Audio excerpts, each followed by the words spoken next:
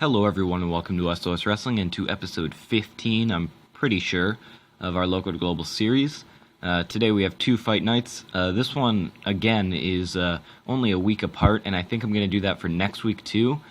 I also think I'm either going to do more and just have some people miss out on shows, or I'm going to do less but make them like an hour and 30 minutes so I can get everyone that I want to give a good push and give, time, what they deserve. So I think I might change it to an hour and 30 and just, to save money and go back to the, once every 2 weeks. But other than that, do have some disappointing news, as you can probably tell from the title. Did not happen on our show. I don't know where it happened, but I kind of make something up with the Steve Corino announcement, so we'll just get right into that. Okay, so actually, instead of Steve Corino coming out first, it's actually a pre-show bout. A decent reaction from the crowd, but subpar wrestling. Barbie Hayden and Virginia Blackwood defeated Britt Baker and Kairi Hojo in 12:26 when Barbie Hayden defeated Britt Baker by pinfall using the ropes for leverage. This should have been on the main show, but like I said, we don't really have a whole lot of time, which is why I want to boost it up by, another half hour. But Britt Baker seemed off her game, only getting a 29. Obviously, this match wasn't great, considering that Virginia and Barbie aren't the best in the ring. But at least Barbie's improving in technical, which is what I like to see. And we'll go ahead and get right into the announcement. And Steve Corino walks down to the ring, followed by Moose, who is wearing he is wearing a back brace of some sort. Steve says, "Ladies and gentlemen, I have some unfortunate news. At a recent Ring of Honor TV taping, Moose sustained a herniated disc, which after surgery will keep him out for 8 to 10 months. Moose cuts Steve off and grabs the mic. He says, "I may be down, but I am not out, because when I come back, I'm going to be the most dominant force, not just in UPW, but in all of pro wrestling." 66 rating here, obviously very disappointing that Moose did get, injured, even, not on our show, which is even worse, because, people don't have the, example, but we are going to be replacing him in the first round. I'll fill you in a bit, or Steve Corino will, I guess, and, we'll just move on with the show. Real unfortunate that Moose got injured, because he was getting ready for a big push, if I'm being honest. And in a decent match, Alex Colon and Jason Lee defeated David Starr and Hiromu Takahashi in 9:57 when Jason Lee defeated David Starr by pinfall with a handful of tights. In terms of in-ring work, Hiromu Takahashi was head and shoulders above everyone else, which is what we come to expect. Jason Lee got a 36, actually beating out Alex Colon, which is really good to see because he's only had a couple matches for us, and he's improved quite a bit from what I can remember. So at least Alex Colon's improving performance, so that's good to see also. But, David Starr got a 42, which is only 6 higher than Jason. So we might be able to see a little bit better of a match than I thought we would with Jason Lee and David Starr, which obviously is what I'm building to with this. And next, a backstage interviewer runs down Steve Corino and asks him what Moose's injury means for the UPW Super 8 tournament. Steve says, well, in UPW, nothing is given and everything is earned. So we're not going to be letting Colby roll through the finals or anyone else just take Moose's spot. Which is why tonight we'll be having another qualifying match to see who will face Colby in the semis next week. It's got a 36. Obviously not the best angle, but just had to do it to, explain. I kind of did it a little bit creatively with the backstage interviewer, mainly because I forgot to add it on to the end of Moose's speech. But moving on to that match, I'm pretty sure. About that, a decent reaction from the crowd, but subpar wrestling. Jason Kincaid defeated Donovan Dijak in 10:50 by pinfall. This got a 36. Dijak got a 25 only. I was expecting him to do better, but Kincaid actually did a lot better than I thought he was with a 43. I'm pretty sure Dijak might have been almost the same amount as Kincaid, so we got a good deal on Kincaid.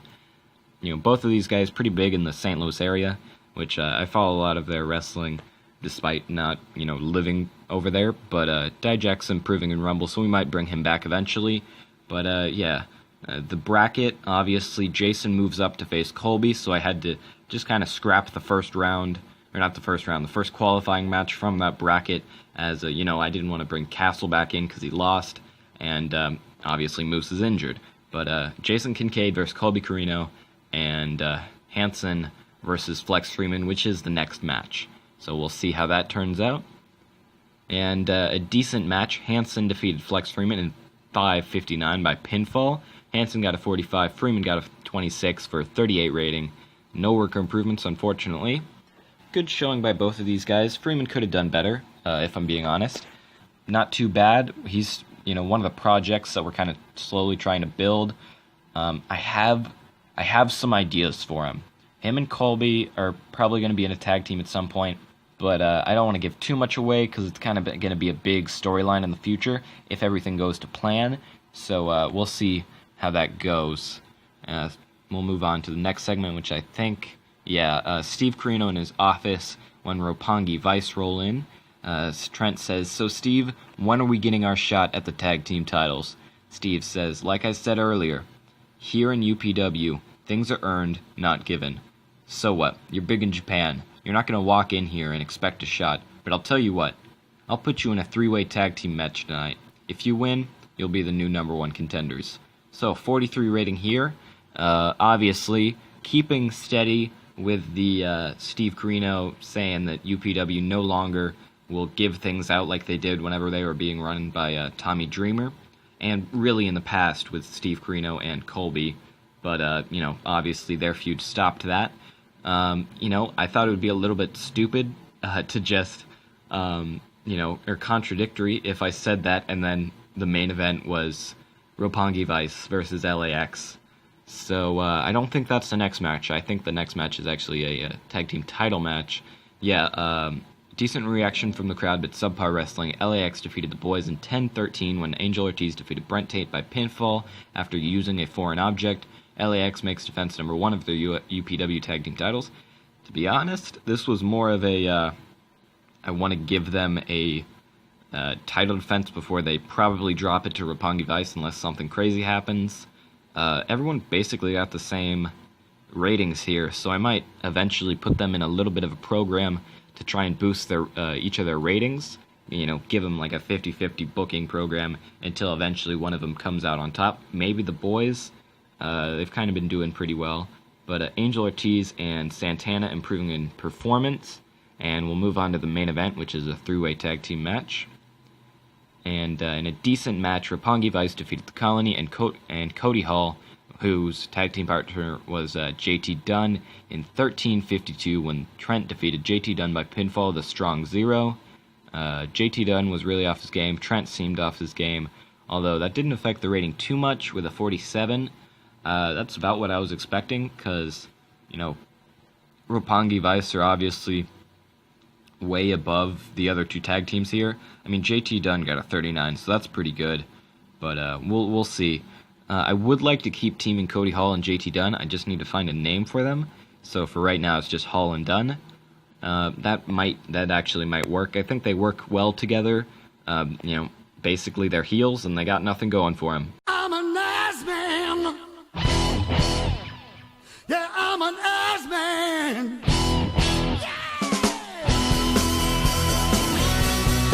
So be on the lookout for that, and a 47 on this show. Increased our popularity in all 45 regions. Good first show for Fight Night. And I think we don't really have anything to go over in between. Just going to be a lot of simming. So, not a whole lot, but you get what I'm talking about. And with that, we'll just jump right into the second show of the episode. Alright, so we start off the second Fight Night of the episode. Straight out of, however you say that word right there, the Sports Center in New York.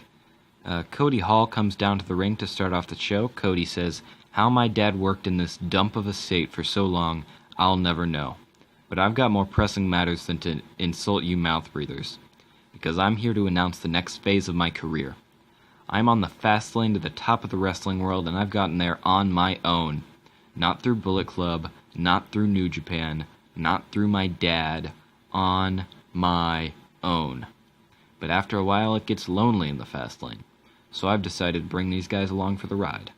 Hall points to the locker room entrance as JT Dunn and Joey Janela emerge from the back, Joey Janela returning from an over a year-long hiatus from UPW, as Hall says, "Together we are chaos, and we're ready to raise some hell."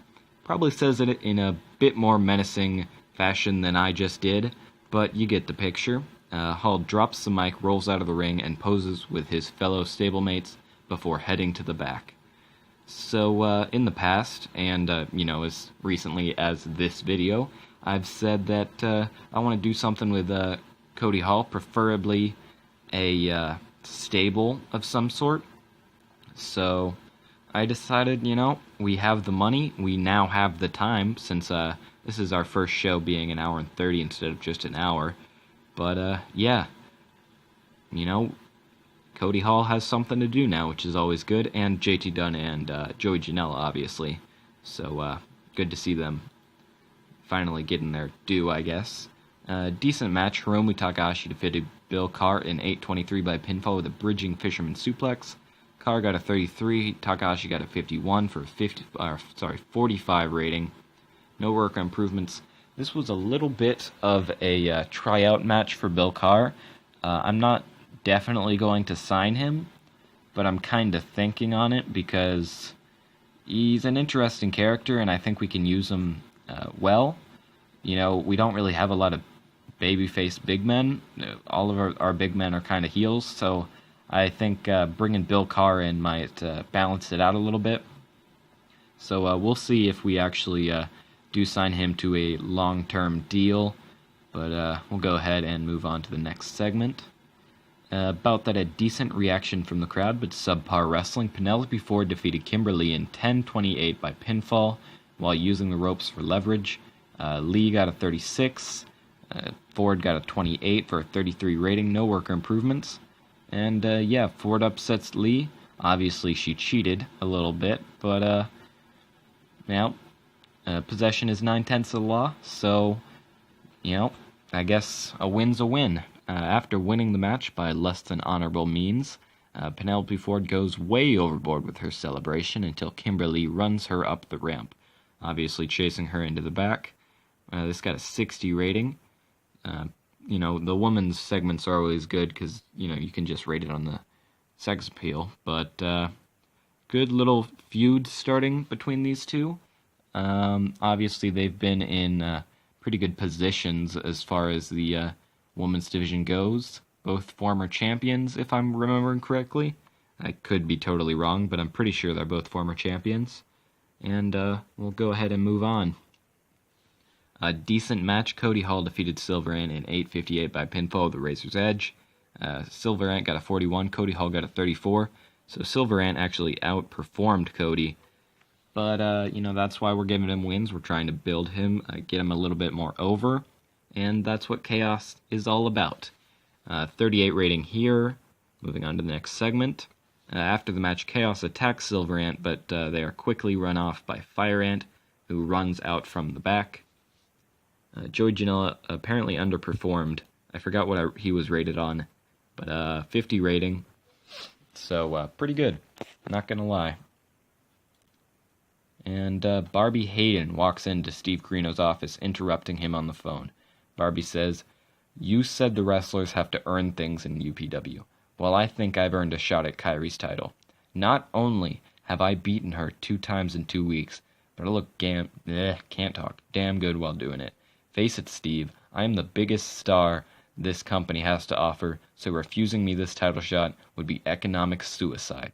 Steve says, "Okay, Barbie, you make a good case. And since you are the biggest star in UPW, I assume you won't really having trouble speaking, but we'll move on. I assume you won't mind a little challenge. You'll get your match at Over the Limit, but it's going to be a submissions match. But I'm sure a technical wizard like you won't mind that at all. Now get out of my office." So a 36 here. Not a great rating, but as far as storytelling goes, really happy with how this turned out. I'm pretty proud of my promo writing ability with this. And, yeah, before I get too much of an ego, we'll go ahead and move on. A decent match. Jason Kincaid defeated Colby Corino in 13:49 by submission. Jason Kincaid does move on to the finals of the UPW Super 8 tournament. He will be facing Hansen next week on Fight Night, and then the week after that, whoever wins will be going up against Hiromu Takahashi in the finals on Over the Limit, I think is the name of the pay-per-view.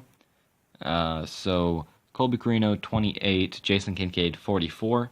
Obviously, Kincaid is doing a lot better than I thought he was, a lot better than he actually probably should be considering how much we're paying him, but I'm not complaining. So 35 rating, not the best, to be honest, but it's means to an end. This probably would have been better with Moose, but actually Moose versus Kincaid would be a really good match, so we might have to look into that later once Moose comes back from injury. Kincaid and Corino are shaking hands after the match when they are both laid out by Hansen. Colby is able to roll out of the ring and escape, but Kincaid is brutalized by Hansen until a mix of security and roster members pull him off. 55 rating. You gotta ask, will this attack play any part in their semi-final match? It's the finals now. So will, Jason Kincaid be 100% for his match with Hansen? I honestly, I don't think he will. Will that play a part in the finish? Well, probably, but we'll see. We'll see what's going on there. Decent match. Angel Ortiz defeated Trent in 11:25 by pinfall after using a foreign object. Trent got a 42, really off his game, unfortunately. Angel got a 28. Trent's improving performance. And Steve Corino and UPW Security break up the brawl between Roppongi Vice and LAX as Steve Corino announces that at UPW Over the Limit, LAX will have to defend their titles against Roppongi Vice. So Roppongi Vice do get their title shot, and it's not too soon.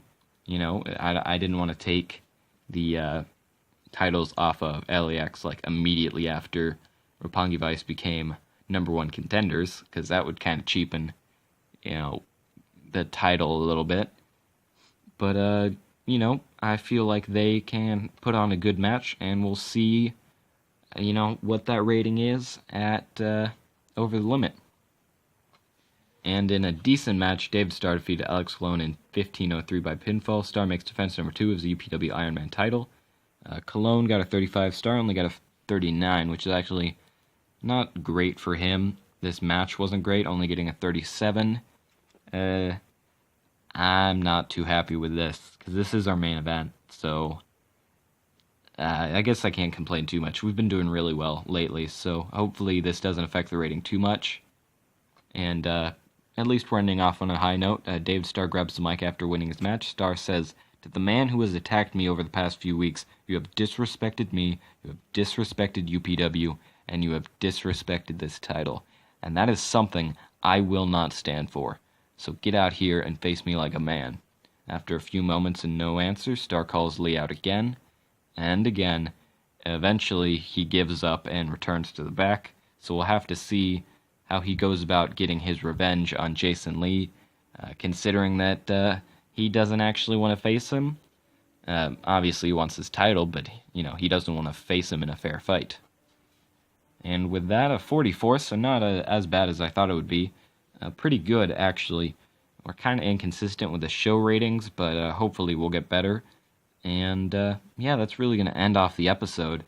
Thank you guys very much for watching. Hopefully you liked all the storylines that I'm doing right now. I might put a poll. Who knows? We'll see. And, if you did like the video, please feel free to like, subscribe, and comment, and I will see you guys in the next one.